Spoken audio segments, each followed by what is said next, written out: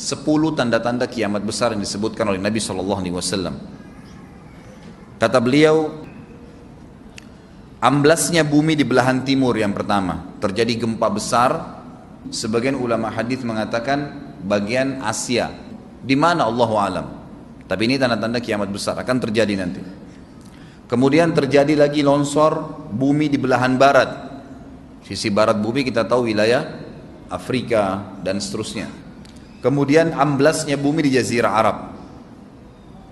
Ini yang dimaksud dengan amblasnya bumi, artinya longsor yang besar, yang sulit lagi untuk ditimbun, udah nggak bisa ditimbun, nggak bisa diperbaikin. Kalau di situ ada kota, ada kampung, pasti hancur udah. 3 sekaligus terjadi longsor di 3 titik yang berbeda dan secara waktu atau dalam waktu yang bersamaan. Ini sudah selangsung 3 tanda-tanda kiamat. Jadi pada saat terjadi di timur itu tanda-tanda kiamat besar 1, terjadi di barat tanda-tanda kiamat besar 2, terjadi di Jazirah Arab tanda-tanda kiamat besar 3. Kemudian di dalam hadis ini disebutkan secara beracak. Nanti sebentar setelah saya terjemahkan hadis ini saya akan sebutkan urutannya. Lalu kata Nabi SAW, kabut yang menutupi bumi ini. Kemudian ada Dajjal, jadi kabut itu dihitung dalam hadis ini yang keempat. Dajjal yang kelima. Kemudian yang keenam binatang melata. Nanti akan saya jelaskan juga apa yang dimaksud dengan binatang melata. Yang ketujuh keluarnya Ya'juj Ma'juj. Ini juga akan kita jelaskan nanti. Kemudian yang kedelapan matahari terbit dari tempat terbenamnya. Yang kesembilan keluarnya api dari perut kota Aden yang menghalau manusia. Sulit, manusia tidak bisa melalui Jazirah Arab. Kemudian yang ke-10 turunnya Isa putra Maryam. Turunnya Isa putra Maryam. Tentu saya katakan tadi hadis ini disebutkan dan disepakati oleh para ulama sifatnya teracak. Karena cukup banyak dalil-dalil yang lain yang mengurut kejadian ini. Urutan yang pertama dari 10 ini adalah keluarnya Dajjal. Ini urutan pertama. Dajjal, jemaah sekalian, adalah diambil dari kata-kata Dajjalah yang berarti kekacauan. Ciri-ciri Dajjal disebutkan dalam banyak hadis yang sahih adalah mata kanannya yang paling pertama rusak seperti anggur kering. Kata Nabi SAW dalam hadis sahih, ketahuilah Dajjal buta mata kanannya dan Tuhan kalian tidak buta, karena dia akan mengaku sebagai Tuhan. Kemudian dia orangnya memiliki kulit yang kehitam-hitaman serta memiliki dahi yang lebar. Setiap orang beriman bisa membaca di dahinya tertulis 3 huruf kafara. Semua orang yang ngerti tulisan Arab, tidak ngerti tulisan Arab akan bisa tahu dan baca itu kafara, kufur. Rambutnya keriting dan orangnya tinggi besar. Kata Nabi SAW, kalau kalian dengar Dajjal keluar di satu lokasi, maka menghindarlah. Walaupun kalian harus lari ke gunung, dia akan keluar membuat kerusakan selama 40 hari. Kata Nabi SAW, 40 hari itu sehari seperti setahun, sehari lagi yang kedua seperti sebulan, hari yang ketiga seperti sepekan, dan sisa harinya seperti hari kalian.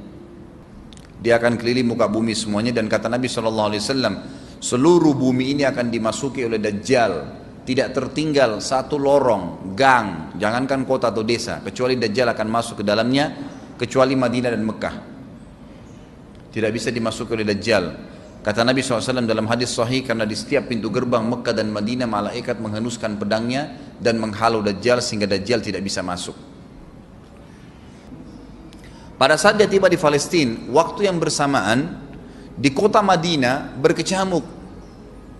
Kaum muslimin sepakat semua keluar untuk mengejar Dajjal dan membunuhnya. Keluar dari kota Madinah satu orang yang namanya seperti namanya Nabi Muhammad SAW, Muhammad bin Abdullah, dan dia dari turunan Nabi SAW juga. Dan orang ini punya julukan Mahdi, dikenal dengan Imam Mahdi. Inilah tanda-tanda kiamat yang kedua. Pada saat dia tiba di Mekah, dibaiatlah oleh banyak kaum muslimin, tidak disebutkan jumlah pasukannya, maka terbentuklah pasukan jihad yang mengejar Dajjal menuju ke Palestina. Lalu keluar tanda-tanda kiamat 3, langsung berentetan semua. Tanda-tanda kiamat besar yang ketiga adalah pada saat pasukan Imam Mahdi dengan pasukan jihad itu tiba di Darul Bayda namanya.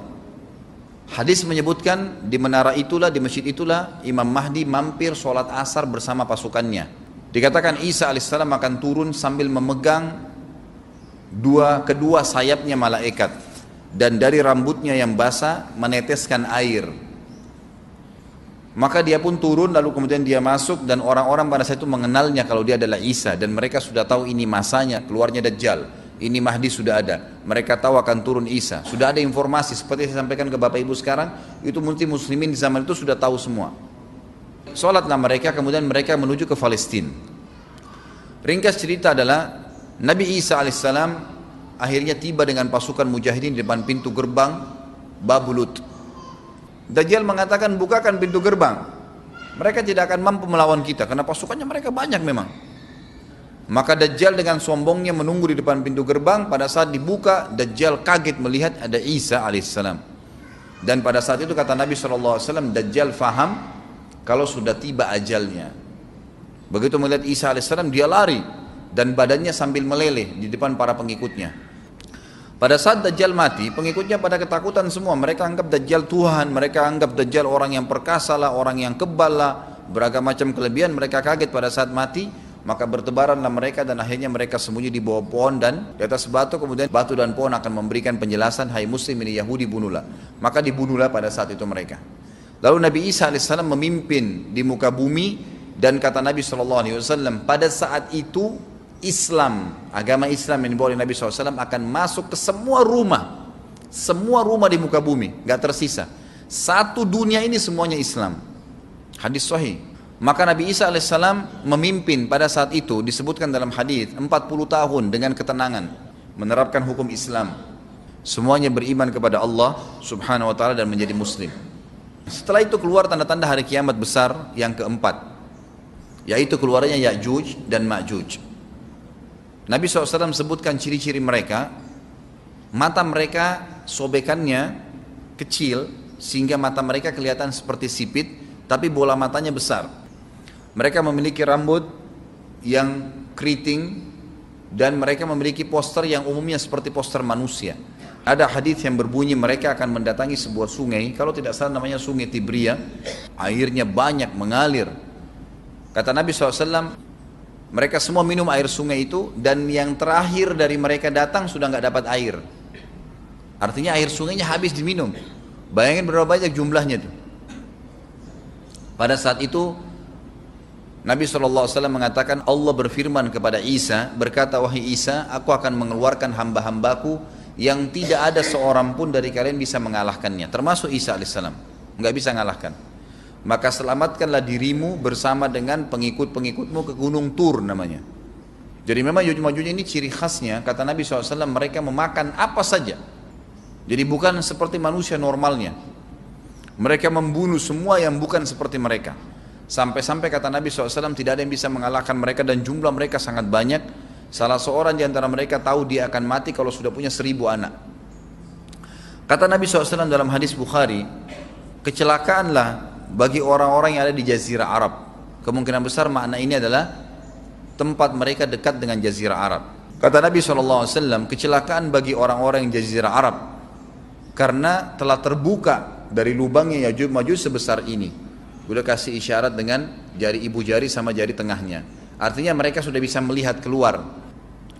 Pada saat mereka keluar, maka mereka akan mulai membuat kerusakan. Kata Nabi SAW di dalam hadis sahih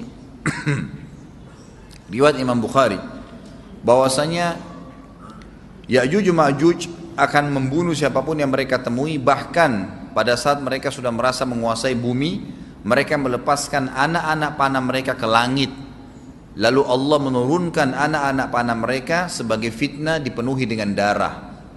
Maka mereka berkata, kami telah membunuh semua yang ada di bumi dan semua yang ada di langit. Kata Nabi SAW, Allah lalu mengizinkan Isa untuk berdoa kepada Allah agar memusnahkan mereka. Maka Isa alaihissalam pun akhirnya berdoa, meminta kepada Allah subhanahu wa ta'ala agar mereka semua dimusnahkan. Maka pada saat itu pun Allah subhanahu wa ta'ala menurunkan kepada mereka hama. Sebagian hadis menyebutkan serangga kecil seperti cacing, banyak sekali yang menimpa tubuh-tubuh mereka. Setiap orang satu. Dan itu membuat mereka mati. Kemudian setelah itu Isa alaihissalam memimpin lagi di muka bumi sampai beliau meninggal. Setelah Isa alaihissalam meninggal, kembali lagi sebagian besar manusia berbuat kekufuran. Maka Allah subhanahu wa ta'ala keluarkan tanda-tanda kiamat besar yang kelima. Yang kelima ini adalah keluarnya hewan atau binatang melata. Binatang melata ini disebutkan dalam hadis yang sahih riwayat Bukhari, bahwasanya Allah SWT akan keluarkan, tapi tidak disebutkan dari bumi mana dia keluar. Dia akan keluar hewan melata yang bisa berbicara seperti manusia dan badannya dipenuhi dengan bulu. Allahu a'lam bagaimana. Kemudian dia datangi orang-orang yang kufur tersebut dan menasihatin dan mengingatkan mereka. Yang tidak mau beriman, dalam hadis dikatakan dicap oleh hewan tersebut. Allahu a'lam dicap seperti apa, sehingga ketahuan mana yang kafir, mana yang beriman. Terus dia keliling di muka bumi tapi tidak disebutkan berapa lama. Lalu kemudian Allah lenyapkan si dabbah ini. Kemudian datang tanda-tanda kiamat yang ke-6. Tanda-tanda kiamat yang ke-6, 6, 7, 8. Itu berentetan semua. Longsor besar di timur, di barat dan di jazirah Arab. Ini tanda-tanda kiamat terjadi serentak. Sudah 8. Kemudian terjadi yang ke-9, keluarnya api dari negeri atau dari kota Aden. Kota Aden ini di Yaman ya. Tentu hadis menjelaskan tentang masalah api yang keluar ini, artinya api bukan main-main, ini bukan kebakaran sebuah masjid atau sebuah bangunan 10 tingkat. Api ini bisa menghalau manusia untuk jalan karena panasnya. Sebagian riwayat menjelaskan api tersebut akan berdiri seperti gunung yang besar dan dari seluruh pelosok dunia bisa kelihatan. Kita bisa bayangkan bagaimana itu. Yang akhirnya akan menggiring atau menghalangi orang-orang untuk jalan, susah.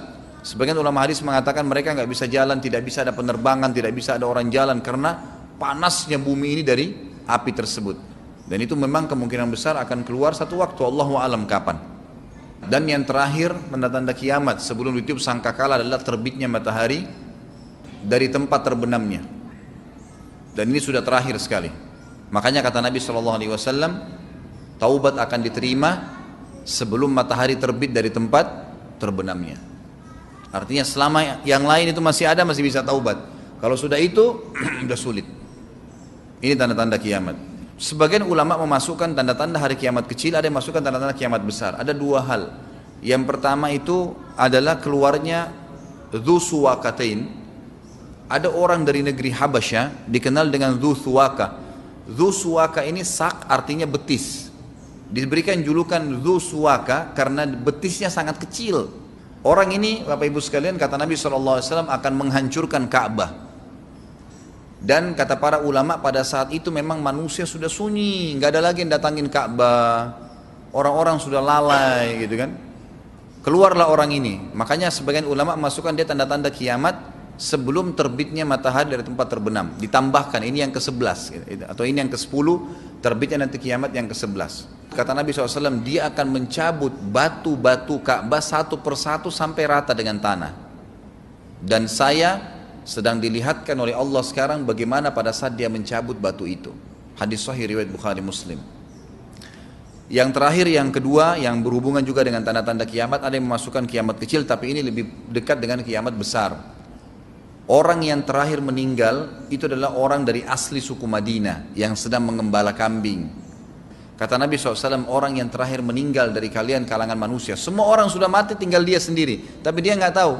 Dia lagi mengembala kambing. Kemudian dia masuk dengan gembalanya ke kota Madinah, ditemukan semuanya tidak ada kehidupan, nggak ada orang, nggak ada binatang, nggak ada apa-apa, tinggal dia sendiri. Pada saat dia meletakkan telapak kakinya di kota Madinah, maka pada saat itu dia meninggal. Dan inilah manusia terakhir meninggal sebelum ditiup sangkakala terakhir. Allahu a'lam.